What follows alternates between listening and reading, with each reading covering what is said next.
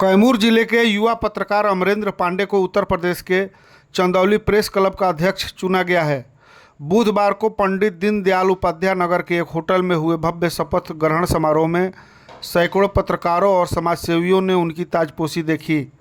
कार्यक्रम में आरपीएफ के सहायक कमांडेंट संजय कुमार तिवारी ने अमरेंद्र पांडे समेत 14 पदाधिकारियों को शपथ दिलाई।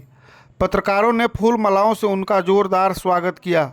अमरेंद्र पांडे ने अपने संबोधन में कहा कि पत्रकारों के हितों की रक्षा उनकी पहली प्राथमिकता होगी, तो वही भाषा, लेखन शैली और कौशल विकास के लिए नियमित कार्यशालाओं का आयोजन किया जाएगा। सभी पत्रकार भाई हैं, चाहे वे किसी भी संगठन से जुड़े हों। अमरेंद्र पांडे की पहचान तेवर और ईमानदारी वाली पत्रकारिता के लिए रही है। उनकी कई रिपोर्ट्स राष्ट्रीय स्तर पर चर्चा का विषय बनी।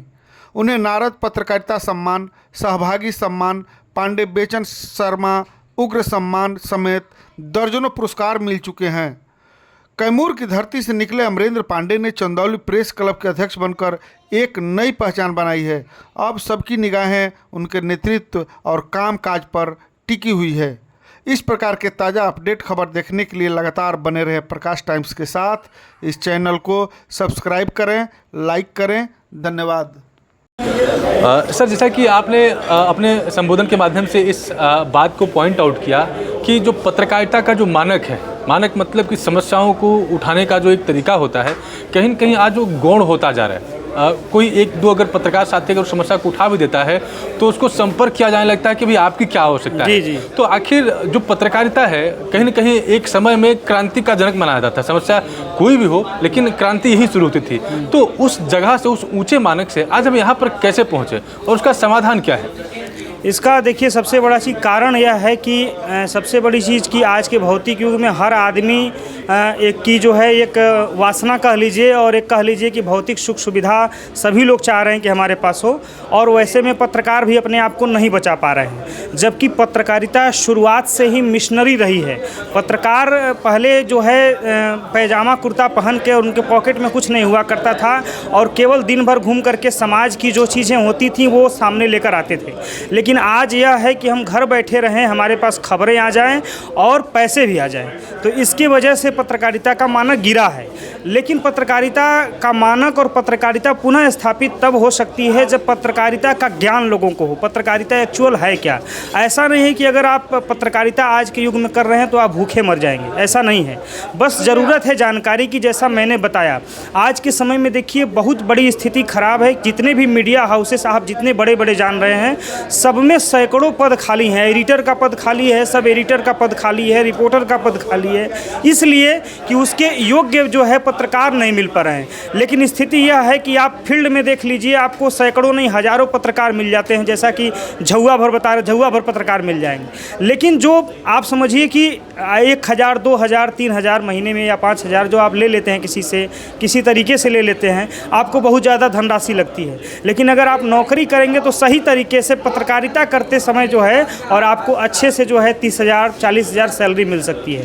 तो ये मानक बदलना है और इसके लिए सबसे ज़रूरी है पत्रकारों की शिक्षा। जो पत्रकार बन रहे हैं उनको कम से कम अपनी खबरें खुद से लिखनी आनी चाहिए, खुद बोलना आना चाहिए, खुद को जो है स्क्रिप्ट करना चाहिए और पूरी तरीके से उनको जो पत्रकारिता का कौशल है उनके अंदर होना चाहिए। ये नहीं कि आप कैमरा उठाए और पत्रकार बन गए तो आप जो है फिर दिक्कत, आप दिन भर मान लीजिए कैमरा उठा के घूम रहे हैं तो उससे तो परिवार का खर्च चलेगा नहीं। तो आप फिर जो है अनर्गल सोचने लगते हैं कि ये करेंगे तो पैसा आएगा, ये करेंगे तो पैसा आएगा।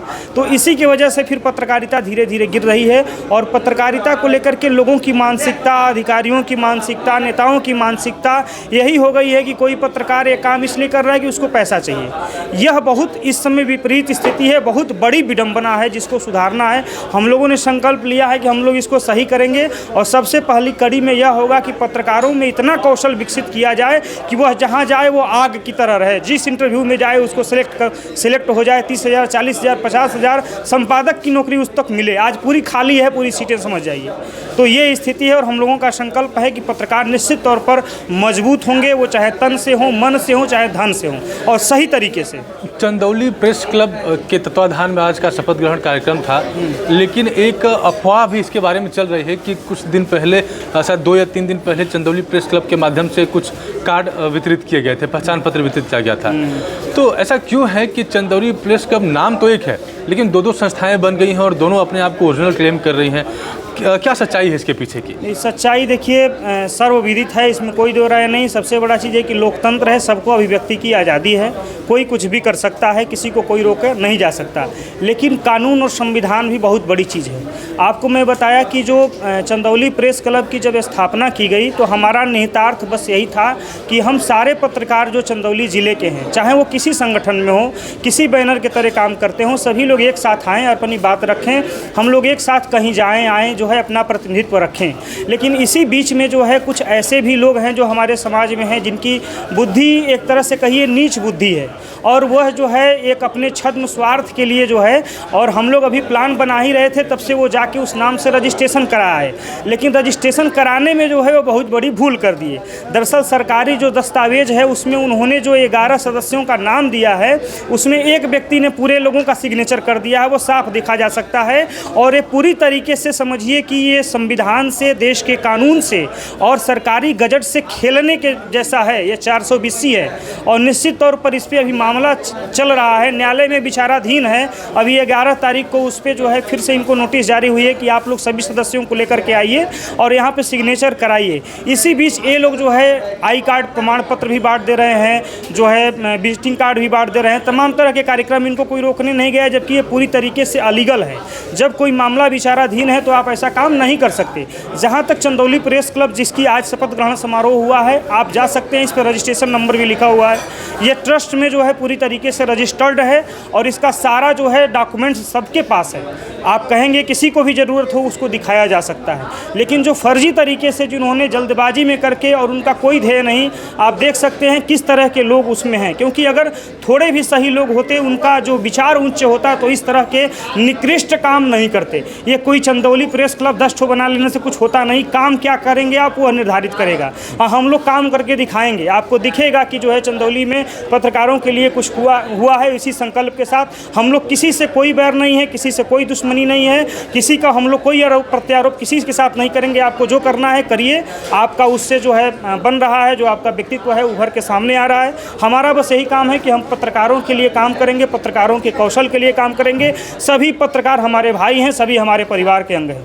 जी, चूँकि चंदौली प्रेस क्लब के तत्वाधान में आज शपथ ग्रहण समारोह था, किस तरह का शपथ लिया गया आज के कार्यक्रम में?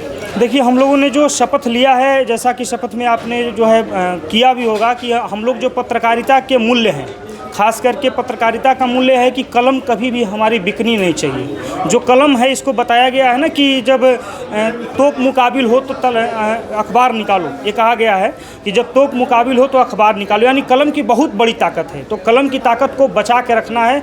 सब कुछ करते हुए भी कलम न बिक पाए और पत्रकारिता जो है हमारी बनी रहे, उसके मूल्यों पर हम खरे उतर पाएँ, हम पत्रकारों के लिए अच्छा काम कर पाएँ। लड़ने भिड़ने के बजाय हम उनमें कौशल विकसित करें। हमारे पत्रकार चंदौली ज़िले के हमारे माध्यम से कई पत्रकारों को नौकरी लगे, उनके परिवार चलें, हमारा यही उद्देश्य है और इसी के तहत शपथ ग्रहण समारोह हुआ है। आप हमारे साथ जुड़े और अपनी बातें विशेष में रखी, इसके लिए बहुत बहुत धन्यवाद। आपका भी बहुत बहुत धन्यवाद।